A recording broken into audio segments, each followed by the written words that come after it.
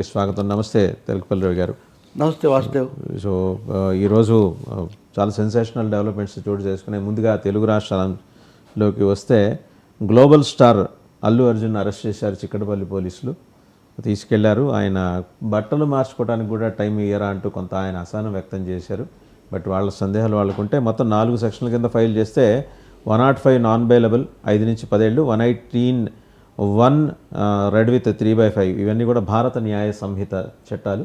ఈ చట్టాల కింద దీంట్లో అయితే 1 నుంచి ఏడాది నుంచి 10 ఏళ్ల పాటు జైలు శిక్ష పడే అవకాశం ఉందని.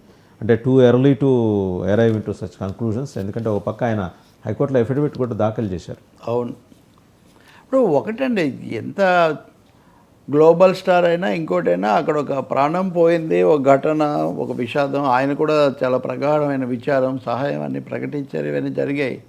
కాబట్టి చట్టం తన పని తను చేసిపోతుంది, చట్టం ముందు అందరూ సమానులు ఇలా అంటూ ఉంటారు. కాబట్టి ఆ విధంగా చేయడానికి మనం తప్పకుండా ఏమీ పెద్దగా ఆశ్చర్యపోవాల్సినటువంటి అవసరం లేదు. అభ్యంతరం కూడా నేను పోలీసులతో రావడానికి నాకు అభ్యంతరం లేదు, నాకు కొంచెం వెసులుబాటు కావాలి, ఏదో డ్రెస్ మార్చుకోవడానికి ఏదో అడిగారు అంటున్నారు. కాఫీ తాగుతున్నారు, ఆయన కాఫీ తాగుతూనే ఎక్కడం కూడా మనకు కనిపిస్తుంది. అందువల్ల ఈ జరిగిన ఘటన యొక్క తీవ్రతను సమాజం కానీ లేకపోతే ఆయన కూడా మైత్రి మూవీ మేకర్స్ కూడా పెద్ద ప్రకటన చేశారు. అందుకని A2గా పెట్టినప్పుడే పోలీసు సీరియస్గా తీసుకున్నారు అనేది ఒకటి అర్థమైంది.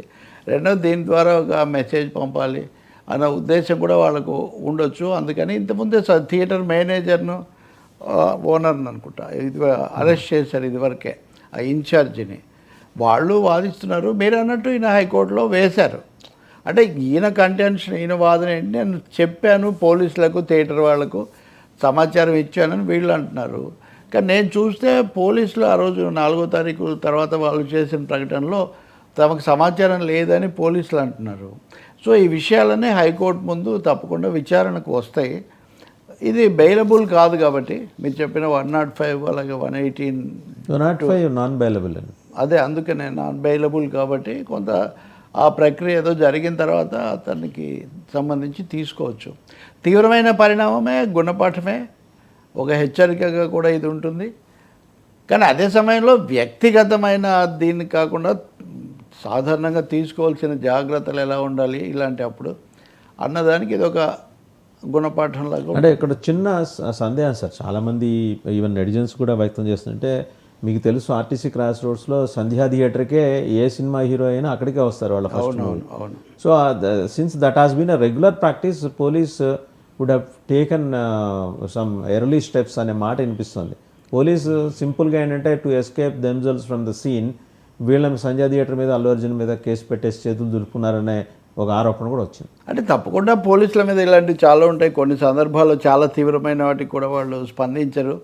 రెండోది, రాజకీయ నాయకత్వం, అప్పుడున్న ప్రభుత్వాలు అవి తీసుకునే వైఖరి కూడా ఇక్కడ ప్రభావం చూపిస్తుంది.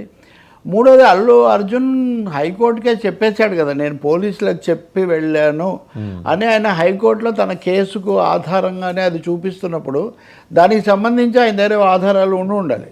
వాళ్ళకి పంపిన మెసేజ్లో లేకపోతే వాళ్ళకి పంపిన ఇంకో మాట కూడా మనం చెప్పొచ్చు. మీరు అన్నట్టుగా సంజయ్ థియేటర్కు హీరోస్ రావడం ఎప్పుడూ జరుగుతుంటుంది. ఆర్టీసీ క్రాస్ రోడ్స్లో ఎక్కువ జరుగుతుంటే అందులో కూడా సంధ్యా దగ్గర. అటువంటిప్పుడు ఈ హీరోలైన నటులు తమ భద్రత కోసం తమ పోలీసులకు చెప్తారు. అదేదో ప్రజల కోసమనే కాదు, తమ భద్రత కోసం చూస్తే కూడా పోలీసులు ఇదంతా ఉంటేనే మంచిదన్న అభిప్రాయం వాళ్ళకు ఉంటుంది. అందువల్ల అసలు తెలియకుండా పోయిందా, కమ్యూనికేషన్ గ్యాప్ ఎక్కడొచ్చింది అన్నది ఒకటి చూడాల్సి ఉంటుంది. యాజమాన్యం పాత్ర, వాళ్ళు కూడా మేము అన్ని చేసామంటున్నారు, వాళ్ళని కూడా అరెస్ట్ చేశారు. కాబట్టి కొంత ప్రక్రియ అయితే జరుగుతుంది వాస్తవం. ఎందుకంటే ఈ ఘటన దేశమంతటిని చేసింది. రెండవది, పుష్ప సినిమా మీద కూడా చాలా ప్రపంచం అంతా ఫోకస్ వచ్చింది. ఇతర వివాదాలు, ఒక ఉద్రిక్త సమాజంలో కూడా రాజకీయంగా కూడా కొంత టెన్స్ అట్మాస్ఫియర్ ఉంది. మనం జరుగుతున్న ఘటనలు వరుసగా చూస్తే ప్రతిదానికి ప్రతి వాళ్ళని కూడా ప్రశ్నించే పరిస్థితే ఉంది. కానీ ఏదో అసలు ఎవరు పట్టించుకోకుండా జరిగిపోతుందనే పరిస్థితి ఏం లేదు. ఇంకా ఫైనల్గా వాళ్ళు కూడా మైత్రి మూవీ మేకర్స్, తర్వాత అల్లు అర్జున్ కూడా ఈ ఘటన చాలా తీవ్రమైంది, మేము పూర్తి బాధ్యత వాళ్ళకి సహాయపడతాం, ఇట్లాంటివన్నీ చెప్పి ఉన్నారు. ఇప్పుడు అబ్బాయి పిల్లోడు, ఆ రేవతి గారేమో చనిపోయారు, వాళ్ళ అబ్బాయి ఇంకా పూర్తిగా అతను కోలుకున్న పరిస్థితి కూడా లేదు. సో ఇవన్నీ కూడా బాగా బాధాకరమైనవి, దిగ్భ్రాంతి కలిగించాయి. తప్పకుండా పోలీసులు పద్ధతి ప్రకారం వ్యవహరిస్తారనుకోవాలి మనం. అల్లు అర్జున్ కూడా సహకరిస్తాను నేను అని ఆయన చెప్తున్నాడు కాబట్టి. కాకపోతే అభిమానులు లేకపోతే ఆయన బంధుమిత్రులు వీళ్ళకి అది కొంత ఉద్రిక్తతనాన్ని ఇది ఉండొచ్చు. ఘటన ఒకటి జరిగింది కాబట్టి నేరము శిక్ష అని, నేరము నేరుగా చేయకపోయినా జరిగిన ఘటన వల్ల ఈ పరిస్థితి. సబ్సిక్వెంట్ డెవలప్మెంట్స్ ఏంటంటే అల్లు అరవింద్ గారు, అల్లు శిరీష్ గారు పోలీస్ స్టేషన్కి వెళ్ళారు. అక్కడి నుంచి అర్జున్ని ఉస్మానియా ఆసుపత్రికి తీసుకెళ్లారు. అంటే జనరల్ ఇంకా సాధారణంగా ఆరోగ్య పరీక్షలు నిర్వహించి ఫర్దర్గా ఇంకా ఏమైనా ఇవి సాధారణంగా జరుగుతుంటాయి. ప్రాసెస్ పోలీసు వాళ్ళ అదుపులోనే ఉండి ఆసుపత్రిలో చికిత్స తీసుకోవటం, కొంత డాక్టర్స్ డాక్టర్స్ చెప్పే సలహాలు వాటిని ఇంకా అది సీన్ షిఫ్ట్ అవుతుంది ఆసుపత్రికి. అది సహజంగా ఇంకా అది ఈ స్క్రీన్ ప్లేలో అది సెకండ్ పార్ట్గా ఉండడం అనేది కద్దు. కాకపోతే ఇది మరింత వివాదగ్రస్తం కాదేమో అని అనిపిస్తుంది మీరు చెప్పే ప్రకారం. అల్లు అరవింద్ కాస్త ఇవన్నీ చూసుకుంటారు కాబట్టి. రెండవది టెన్షన్, బీపీ పెరగడాలు ఇట్లాంటివి ఎట్లాగా ఉంటాయి. ఇలాంటి వస్తుంది కదా, అది నిజంగా అరెస్ట్ అవటం అది వేరు.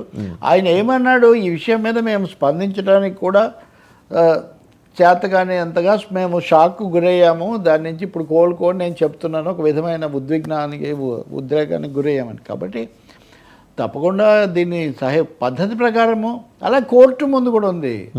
నిన్న ఆయన కోర్టులో ఈ కేసు ఫైల్ చేశారు. నేను ప్రత్యక్షంగా నేనేం బాధ్యుడిని కాదు, నేను చెప్పాను, పోలీసులకు చెప్పాను, యాజమాన్యానికి చెప్పాను, వీటన్నిటి తర్వాత కూడా నేను తీసుకున్నాను అని చెప్తున్నారు. కాబట్టి కోర్టు కూడా విచారించాల్సి వస్తుంది. ఇక్కడ సమస్య పోలీసులు సమాచారం, అల్లు అర్జున్ చెప్తున్నటువంటి మాట, ఈ రెండింటికి మధ్యలో కోర్టు విచారించాల్సి వస్తుంది చాలాసార్లు. ఎందుకంటే పోలీసు ఎందుకంటే నిన్న ఆయన ఎఫిడవిట్ వేయగానే ఇవాళ అరెస్ట్ చేయడం గల కారణం ఏదై ఉంటుంది అంటే కోర్టు ఏదో కోర్టు ఆదేశాలు, కోర్టు జోక్యం, ఇంకా కోర్టు విచారణకు స్వీకరించలేదు. వీళ్ళు వేశారు అంటే లిస్ట్ అవ్వటము, నెంబర్ ఇవ్వటం జరగాలి కదా కోర్టులో. దానికంటే ముందే వీళ్ళు కొంచెం తమ పని తాము చేసుకుపోవాలనే వైఖరిలో తీసుకున్నట్టున్నారు. ఇప్పుడు దానికి క్యారెక్టర్ మారుతుంది. ఇప్పుడు ముందు అయితే అప్పుడు యాంటిసిపేటరీ బెయిల్, ముందస్తు బెయిల్ అయితే ఇట్లా ఇచ్చే ఒక అవకాశం ఉండేది. A2గా ఉండి నాన్ బెయిలబుల్ అయినప్పుడు కోర్టు అది ఇచ్చి ఉండేది అనేది కూడా ఒక ప్రశ్న. కానీ ఇప్పుడు ఆ క్యారెక్టర్ మారింది. ఇప్పుడు బెయిల్, నార్మల్ బెయిల్ అన్నదానికి వీళ్ళు అప్పీల్ చేసుకోవడానికి, రెండోది ఆరోగ్య కారణాలు, ఇప్పుడు ఆసుపత్రిలో చేరడం, ఇట్లాంటివన్నీ ఉన్నాయి. కాబట్టి పోలీసు ఇంకొక 2